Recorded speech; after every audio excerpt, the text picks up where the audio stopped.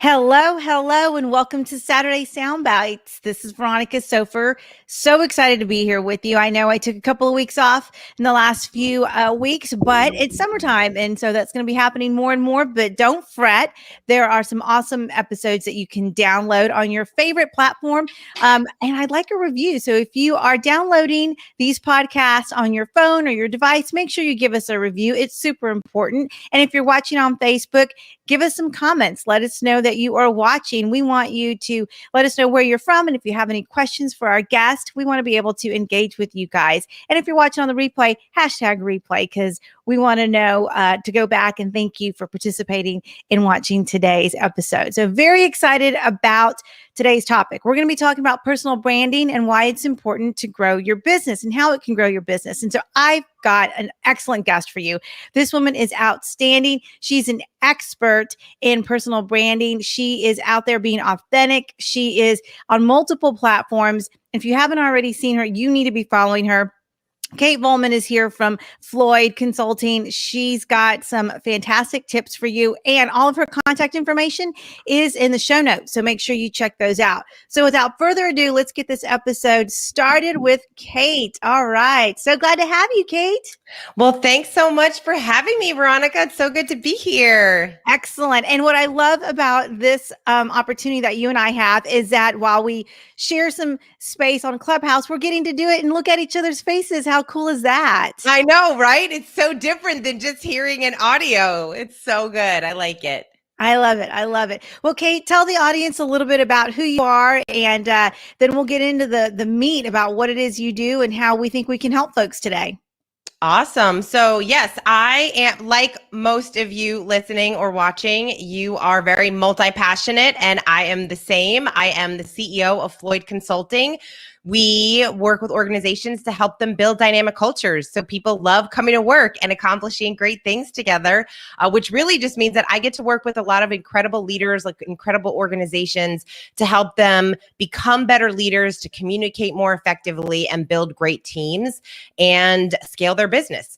And we also certify dream managers, which is exciting. So we certify life coaches that go into organizations and are essentially the dream manager for that organization, because we believe that a company can only become the best version of itself to the extent that their people are becoming the best version of themselves.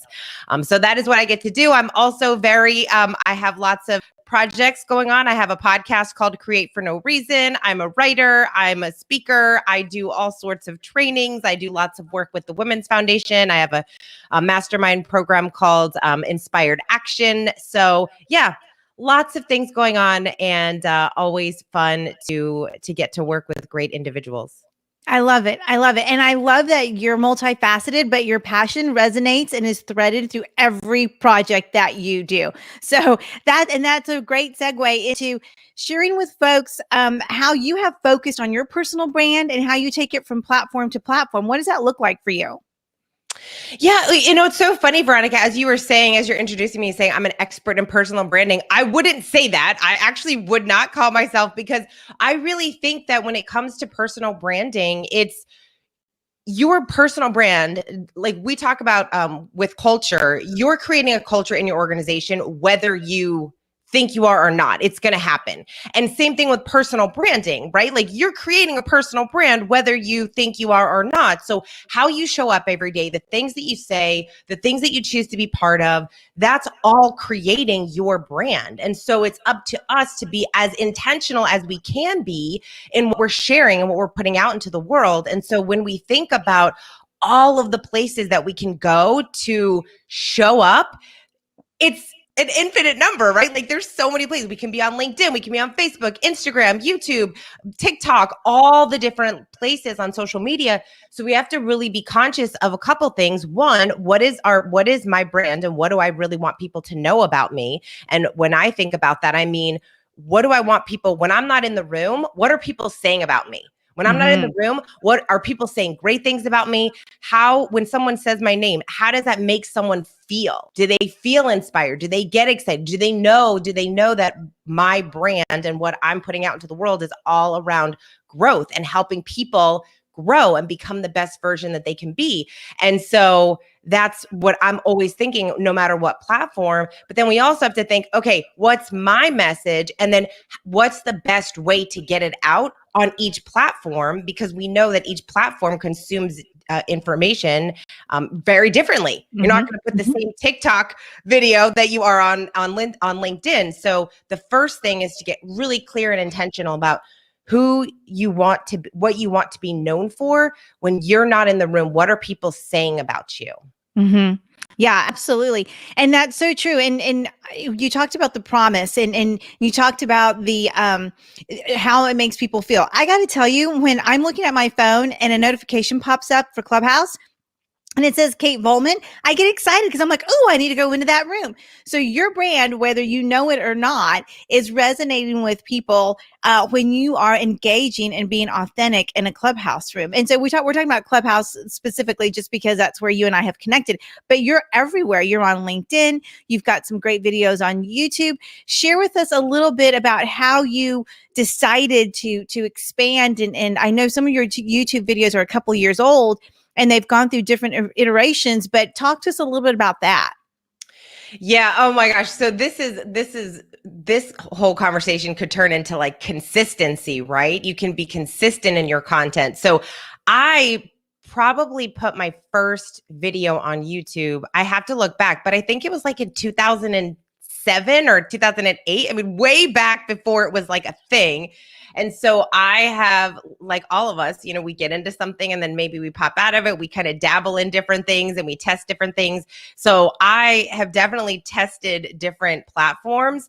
And on YouTube, my first videos were really talking to a lot of women or doing some inspirational stuff, because at the time I was working at a chamber of commerce.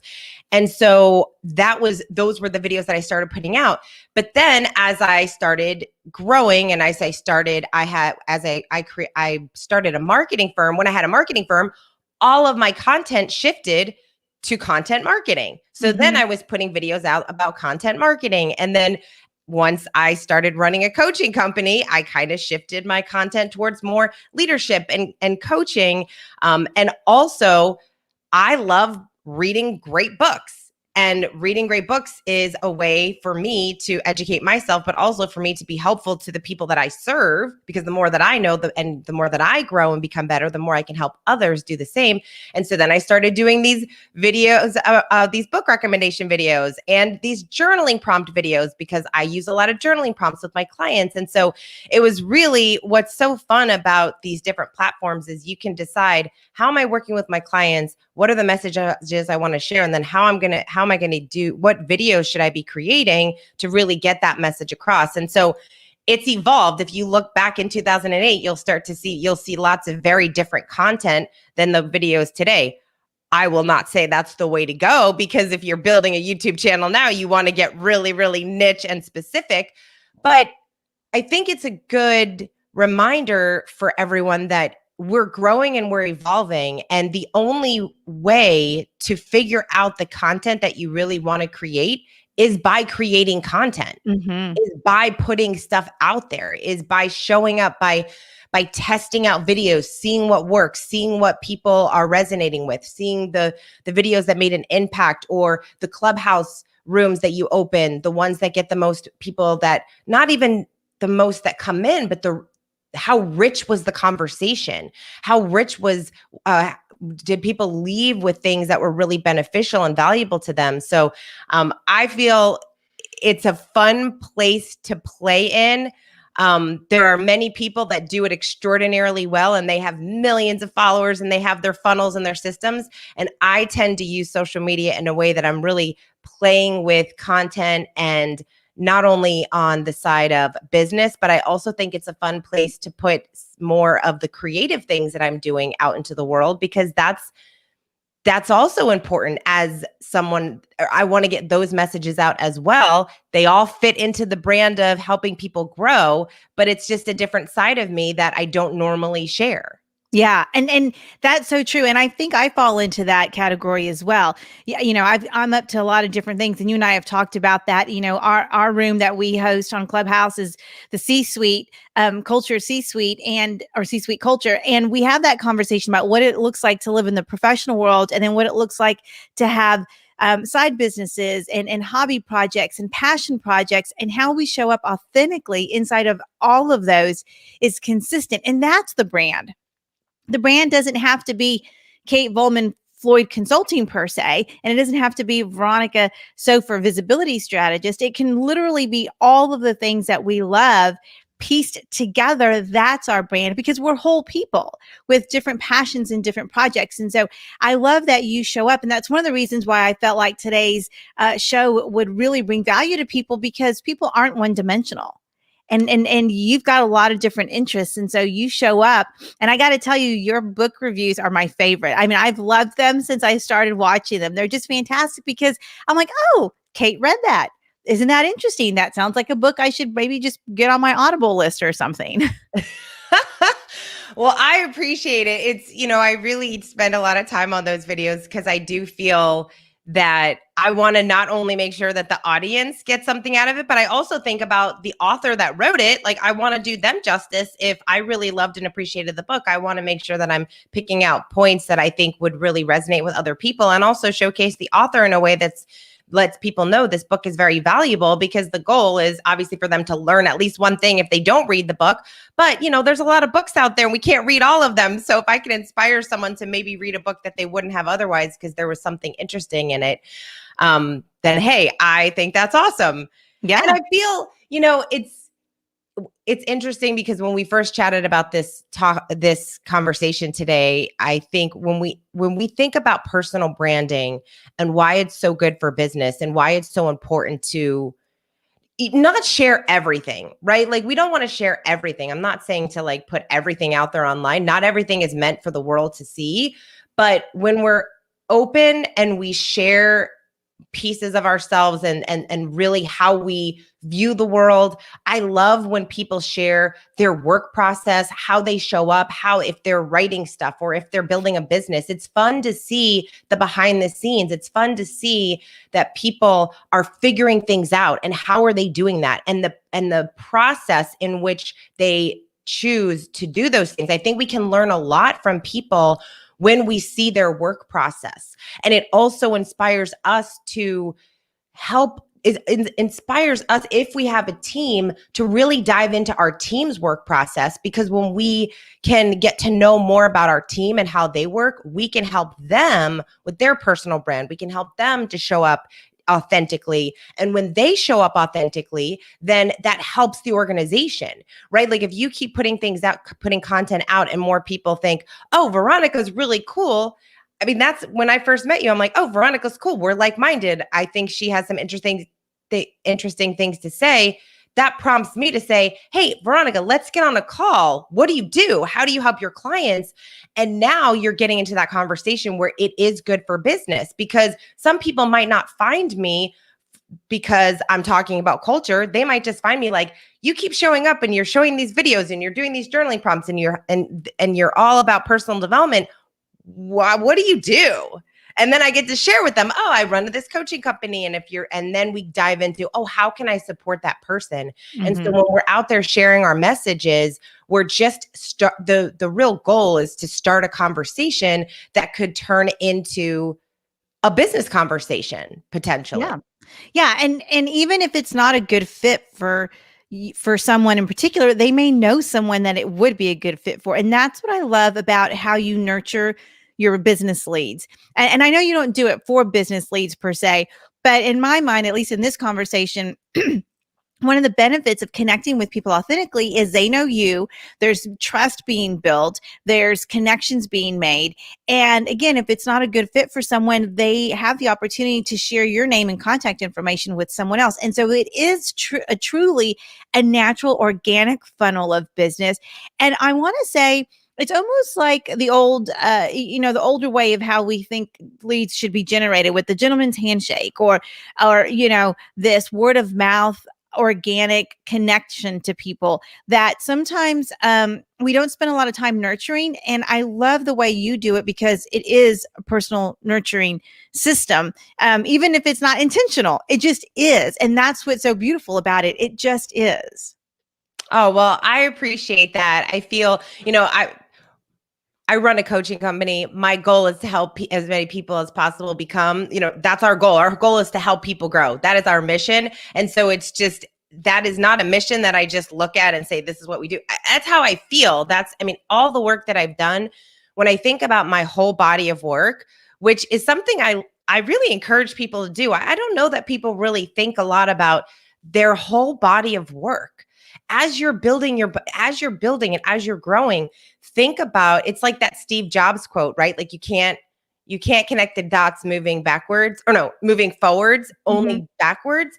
And I love when people take some time to consider their entire body of work, especially very multi-passionate people, because I think sometimes we get this, oh my gosh, it's bad. It's bad that I have all of these things going on. I need to pick one and focus because everyone tells me I need to be niche and I have to be focused, which there's truth to that in business, right? Like there's truth to the niche. I'm not saying that that's not a way to grow a really successful company, but it's not bad when you have a lot of things that you want to do. You can't do all of them at once, but when it comes to exploring your creativity, when it comes to exploring other areas and parts of your life, that's why I started the podcast, Create for No Reason, because I think oftentimes we can be so stuck in this, this is my business and everything I do has to be associated to business and leads and funnels and all of everything has to be monetized. Everything has to be this very systematic thing,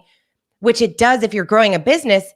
But what about all of those things that you love to do? If you want to garden, cook, go get a motorcycle, learn how to be not a mechanic, but put a car together, I don't know, all these I'm getting out of my wheelhouse clearly. But there's so many things that people want to do and they don't make time for it because they're so stuck in their way of everything I do it has to be associated to business. It has to be monetized. There's something that has to become from it. And I think so often when we lean into our creativity, when we lean into writing, dancing, cooking, exploring whatever those pieces are that you're really excited about, but you're not giving time to, playing the piano, learning new skill, these are things that will open up your world. It'll open up your business. There's so many benefits to being multi-passionate. Not saying you want to be multi-passionate and start to build 5 companies, build the one company, but don't be scared to play in these other spaces and explore these different things that you are excited about. It just makes you a richer person. It makes you a more interesting person. Yeah. And when you're out there, you're going to start to attract more and more people. And then that could potentially turn into some business down the line. So I think it's something worth exploring. And when we think about our body of work, if there's a takeaway for people, I think it's a fun exercise to think about your journey.